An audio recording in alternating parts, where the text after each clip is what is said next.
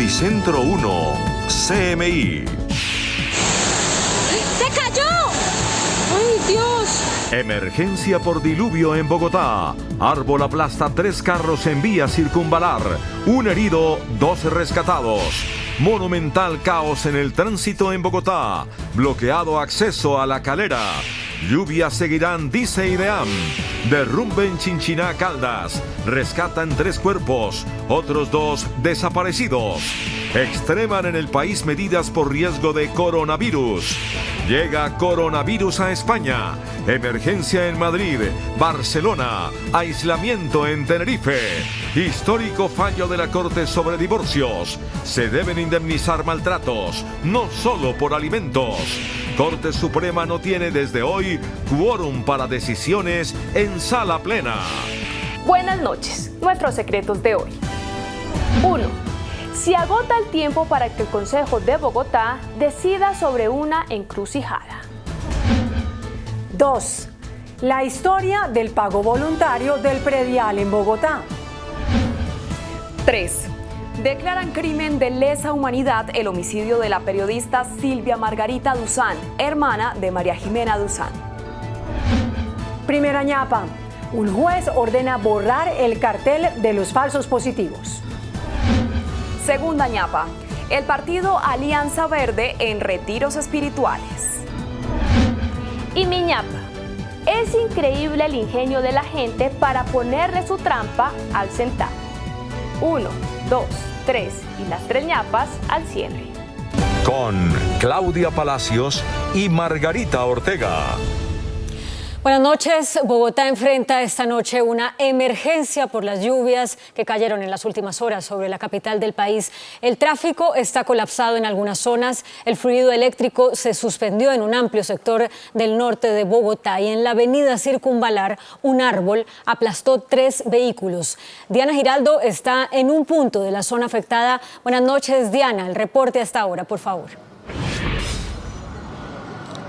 Claudia y televidentes, muy buenas noches. Pues sigue cerrada y sin saber hasta qué horas la avenida Circunvalar. Nosotros estamos justamente en la calle 86. Como ustedes pueden ver, continúan los vehículos atrapados debajo del árbol, bloqueando el carril que conduce de Bogotá hacia La Calera. Hay que señalar que hace algunos minutos se habilitó el paso desde La Calera hacia Bogotá, pero solo en un carril. La situación de movilidad en este punto es muy complicada. Nosotros estuvimos desde muy temprano acompañando a los afectados por este accidente y les preparamos el siguiente informe. Atrapados quedaron 3 vehículos tras el desplome de este árbol en la avenida Circunvalar con calle 86. Solamente escuché que se desplomaba algo cuando impacta el carro por delante. Este carro de placas RMW 980 fue el más afectado. 2 personas quedaron atrapadas. La mujer que conducía el vehículo en estado de inconsciencia fue atendida por una ambulancia. De 42 años de edad, sexo femenino, con trauma cervical y pérdida de conciencia en el momento. La avenida Circunvalar está cerrada en ambos sentidos. Los bomberos no han podido retirar el árbol porque varios cables de luz están sobre la vía y no se ha suspendido el fluido eléctrico. El trancón es interminable. Algunos ciudadanos no tuvieron de otra que descender de los buses y caminar hasta la carrera 7ª o intentar llegar a La Calera. Tendría que caminar hasta Patios 1h30. La avenida Circunvalar permanece bloqueada totalmente hacia el vecino municipio. Por cuenta de esta situación, la carrera 7ª también colapsó. Muy bien, una vez Codensa corte el fluido de energía aquí en la zona, se empezarán las labores de remoción de este árbol. Los bomberos calculan que sobre la medianoche se habilitará el paso de Bogotá hacia La Calera. Y hablando de La Calera, pues se presentó una emergencia también en el kilómetro 5 en la vía hacia este municipio. Una avalancha, producto del desbordamiento de una quebrada, generó una emergencia tremenda en ese vecino municipio de Bogotá. Así quedaron varias viviendas en el barrio San Luis, kilómetro 5 vía La Calera. Una avalancha de lodo y piedras invadió las casas tras el desbordamiento de una quebrada. La creciente, se puede decir que fue una avalancha lo que nos cayó.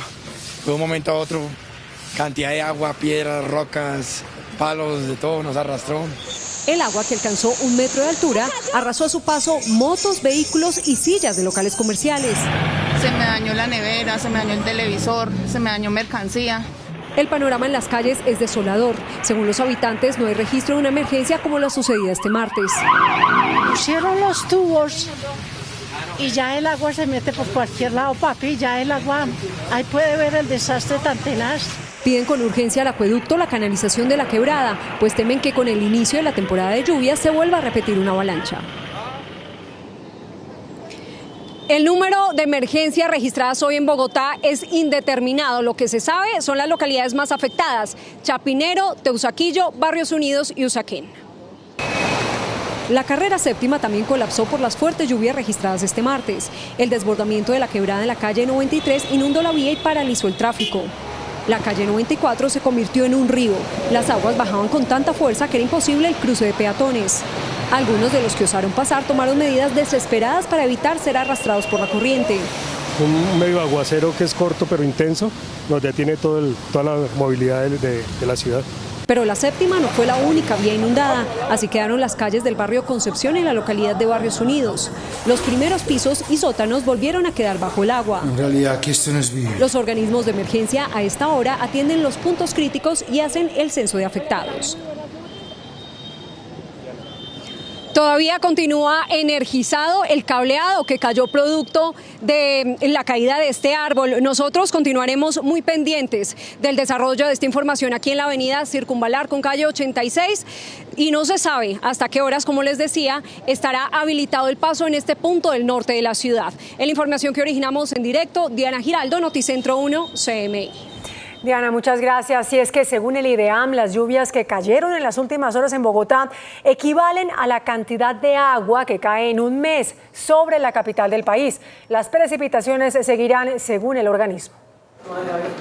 De acuerdo con los pronósticos del IDEAM, las lluvias de esta semana se concentran en el centro y suroccidente del país. Aguaceros como el de las últimas horas en Bogotá continuarán. Por eso la entidad dice que los ciudadanos deben estar preparados.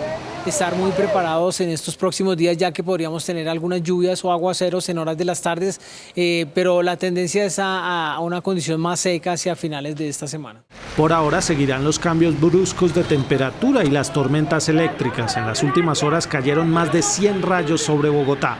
La amenaza por lluvias podría mantenerse especialmente hacia el sur del país todavía por estos días, sur de la región pacífica, la región amazónica, que son las áreas que van a todavía mantener algunas lluvias persistentes. El IDEAM recomendó a las autoridades locales mantenerse alerta ante posibles nuevas emergencias por inundaciones. Y también en Chinchiná, Caldas, las fuertes lluvias provocaron emergencias. Una luz deja hasta el momento 3 muertos. Un fuerte aguacero en las últimas horas en el municipio de Chinchiná, en el departamento de Caldas, provocó un deslizamiento de tierra sobre algunas viviendas, donde, según el informe de las autoridades, quedaron atrapadas 5 personas. Esta situación tiene además en riesgo el sector Los Mangos, debido al represamiento de la quebrada Mina Pobre, donde cayó el desprendimiento de tierra. Organismos de socorro como Defensa Civil y bomberos trabajan a esta hora para tratar de ubicar los desaparecidos, después de haber rescatado 3 de los cuerpos sin vida bajo el lodo y los escombros. Situación que se dio por las fuertes lluvias que se presentaron en la tarde, viéndose afectadas 2 viviendas subnormales. A esta hora se continúa trabajando en la zona para buscar 2 de las supuestas personas desaparecidas. Colombia extremó esta noche todas las medidas para evitar la llegada del coronavirus. Se reforzaron las medidas sanitarias y el Ministerio de Trabajo envió un instructivo a todas las entidades del Estado. Además, en la frontera se establecieron nuevos controles. Tras elevar el nivel de riesgo, el Instituto Nacional de Salud hizo un llamado a la población para identificar y atender las señales de alarma frente al coronavirus. Estos síntomas son dificultad para respirar, fiebre y dificultad para hablar. Ante estas señales hay que actuar de inmediato. Si una persona que viene respirando bien empieza a respirar más rápido, a respirar con dificultad, es la principal señal de alarma. Los niños son los más vulnerables frente al coronavirus. Si un niño ya tiene unos signos de alarma, sale de su fase que necesita una atención hospitalaria, en lo posible no debe asistir al colegio. Entre tanto, el Ministerio de Trabajo acaba de expedir una circular que ordena a entidades del sector público y a empresas oficiales y privadas suministrar los elementos de protección personal para la prevención del contagio. También plantea reforzar medidas de limpieza, prevención y autocuidado en los centros de trabajo. Los controles al ingreso de viajeros internacionales ya se reforzaron. Lo que estamos haciendo es fortalecer el perfilamiento por origen, es decir, la determinación de personas con posibilidad de contacto para activar los protocolos de salud. La expansión del virus en el mundo comienza a afectar la economía. El primer temor es el comercio con China. Pudiéramos anticipar si esto puede tener un impacto especialmente en las importaciones provenientes de dicho país. En la medida en que haya riesgos de una desaceleración de la economía mundial, esto podría generar una reducción en el precio del petróleo porque se prevería una menor demanda. El coronavirus por ahora no ha afectado al turismo. Y el coronavirus, entre tanto, sigue propagándose en Europa. En España, más de 1 millar de turistas están en cuarentena en un hotel donde se confirmó la presencia de 2 contagiados con el COVID-19, quienes son naturales de Italia, donde la cifra de muertos por el patógeno aumentó a 11. Europa está alerta ante el implacable avance del coronavirus que ya llegó a una decena de países como Croacia y Suiza, mientras tiene a Italia como el principal foco del virus en territorio europeo, con más de 10 muertos y más de 300 contagios. En España las alertas también están encendidas después de que al menos 1.000 turistas de un hotel de las Islas Canarias fueron puestos en cuarentena al confirmarse que un médico italiano junto a su esposa están infectados con el COVID-19. Los casos de contagio en España apenas superan la media docena, pero hay gran preocupación por la aparición de los primeros casos de coronavirus en Barcelona y Madrid, ciudades que además de tener millones de habitantes también reciben a diario miles de turistas de todo el mundo. Mientras Irán es acusada de falta de transparencia y de hecho solo confirmó el contagio del viceministro de Salud iraní, Ira Harirchi, tras la polémica que desató su aparición en una rueda de prensa en la que se lo observaba enfermo. Esta noche se levantó la sala plena de la Corte Suprema sin que se lograra la elección de alguno de los 7 magistrados que hacen falta. El magistrado Ariel Salazar, quien termina su periodo pasado mañana, envió una carta a sus colegas denunciando que se está acudiendo a toda clase de maniobras para favorecer la elección de recomendados. Durante 5 horas, la sala plena de la Corte se dedicó al tema de la elección de magistrados cuyos despachos permanecen vacantes. La reunión, citada de forma extraordinaria, finalizó sin una sola elección. Lo delicado es que pasado mañana el quórum mínimo de 16 magistrados se disuelve y quedarán solo 15 de los 23 magistrados que deben conformar la Corte, teniendo en cuenta que finaliza el periodo de Ariel Salazar. Precisamente esta tarde, Salazar, en un fuerte escrito a sus compañeros, aseguró que no se hace responsable de la disolución del quórum. Indicó que la acumulación de vacantes favorece la elección de recomendados y advirtió que ahora lo que se debe venir es la violación del reglamento. La Corte manifestó tras la sala plena que permanece en constante deliberación para elegir dignatarios y magistrados con el quórum que exige su reglamento interno. CMI conoció que es muy posible que la sala plena se reúna de nuevo este jueves.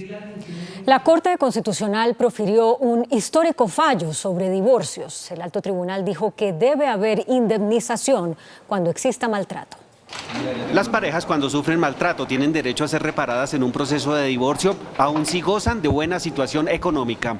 Así lo señaló la Corte Constitucional al fallar una tutela a favor de la exmagistrada del Consejo de Estado, Estela Conto Díaz, en la que reclamaba el reconocimiento de los daños ocasionados por su exesposo Virgilio Albán, producto del maltrato. Y los derechos que se protegen son los derechos a vivir libre de violencia de género, a ser reparada y a no ser revictimizada. Explicó que se trata de que los jueces de familia acudan a las disposiciones del Sistema Interamericano de Derechos Humanos con las que se permite a los estados la reparación de la mujer. La reparación integral, o sea, ahí tiene perjuicio moral, perjuicio material y tiene que tener también, de acuerdo a las normas internacionales, garantías de no repetición. En el fallo, la Corte Constitucional le pidió al Congreso de la República legislar sobre el tema de violencia doméstica. Significa una mayor protección sobre todas las mujeres cuando hay maltrato, violencia o ultraje en las relaciones de familia y en las relaciones de pareja. Adicionalmente, la Corte le pidió al Consejo Superior de la Judicatura que capacite a los jueces de familia